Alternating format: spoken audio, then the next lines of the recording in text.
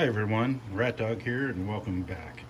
So this morning I lost power and it was only off for like 20 minutes, no big deal. But when the power came back on, this Tim's pump right here stopped working. It was actually blowing out both sides. If any of you ever been blowing out both holes, it's not fun. Anyways, so I took it, I cleaned it, it's working now, but while I wasn't looking, this tank overflowed on my floor. So I shop vacked it up, I got some fans going. So I'm trying to think of a way, because I mean, this is a do-it-yourself stuff. This was my first saltwater tank. Looks like shit now, but this was my first saltwater tank. All I have is in there is a yellow damsel, and then those orange polyp zoas that were, you know, growing like weeds. So I just have that in there. So what I have is this siphon, and then I have a little breather valve, and this is where the Tim's is hooked up. So it would constantly suck the air and water so it doesn't lose the siphon. Well, if the Tim doesn't work, your tank's gonna overflow, as my socks are getting wet from standing in slightly damp carpet. So I'm gonna show you what I'm gonna do to solve this problem. See you in a minute. So I have this old hang on the back pump. In fact, I got a bunch of them.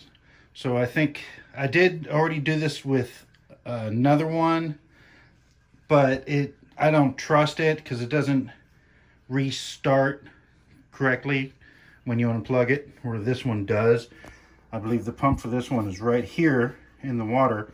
So as soon as you plug it in, it automatically starts filling it up. So even if there's no water in here, if the power goes out again, it's just gonna restart when the power comes back on. So what I'm gonna do is I'm gonna drill a hole and throw a bulkhead in there. And then from there, I got some, just some extra stuff laying around. And I actually have a few pieces from other tanks, and I've been trying to figure out if I could utilize some of my old pieces. So that's what I'm gonna do. I'm gonna drill this right now and I'll be back. Okay, after a lot of grievance and a couple different drills, finally got it. So let's get this going. Okay, this was a total pain in the ass. Drilling it was extremely difficult, but I got it. But the only drill bit I had was a little bit too big. It wasn't too big for the seal that's on the inside, but I did throw some crazy glue, some super glue in there to keep that seal straight, because if it kind of moved around, it might leak. And then just as an added protection, I threw some silicone, and the only silicone I had was white. I had some clear stuff, but it was bad. It was dead. It wouldn't come out of the jar. So I had to open up a different one, which was also expired, but it was white. Still the right kind, silicone one. So now I'm just gonna let this dry and we'll test it when it dries. All right, I got the plumbing done, mostly. I still gotta glue this part to that other piece. Once that fully cures, I took that other piece over to the tank and kind of measured it out, did like a little rough measurement. I haven't glued this piece yet in case I have to add something to make it go a little further. Plus there's another piece that's gonna go down into the sump. I'll do that when I set everything up. So I'm gonna let this dry overnight and I'll be back with you in the morning. All right, I just got finished gluing this piece right here. Hopefully the piece that's inside is long enough and creates a good seal. Everything else was glued yesterday. I'm just waiting for it to dry so I could test it for leaks, and then we'll hook it up and I'll have a new DIY filter hooked up to that tank. All right, see you when it's done.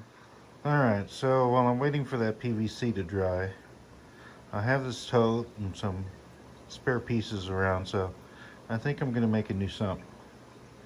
So I will be back. Okay, so I have this stuff siliconed in. Basically what I'm gonna do is slide these containers in there, basically just to hold it into place. And then I'll have some media there, and then I throw this one right to there, and that will have my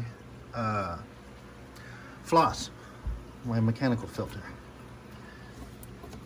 And then that's pretty much it. And what I'm gonna do actually is I am gonna throw this top on, and wherever my pipe goes, I will drill a hole, probably right here. So, maybe right here. So the pipe will go in, and then I'll cut this out just so I'm able to slide it off whenever I need to do some work to it. And then I'll put another hole here that'll have, and a slice, that'll have the return going. And that'll be it. So I'll see you when I'm done. All right, so I'm running a little test on it to see if it leaks. And so far, so good. No leaks. Got a bucket here just in case. So the one issue I do have is I was gonna use this sump, but when I did, that sump was an afterthought. When I measured everything, it was for this sump, and that sump is about an inch taller than that one, and this doesn't fit. So I'll continue to use this sump, and this sump was originally going to be for that tank, because right now I just have this. It's technically a hang on the back refugium, but I'm kind of using it as a filter right now. So everything works. Hopefully this pump is strong enough to handle this. We'll see. All right, I'll get back to you once everything is hooked up and finalized. All right, so I have it hooked up. Everything seems to be good. Did my test and there's no leaks. I kind of repositioned my sump and cleaned it out. And then I added another pipe going down into there to my filter floss. And yeah, the sump sticks out a little bit, but I basically put it this way just as a precaution in case this did leak, then it would just leak into the sump. So I'll probably rearrange it. Here in a couple of days once I know everything is good. All right, well, that was my experience. So thanks for watching. Stay safe and peace out.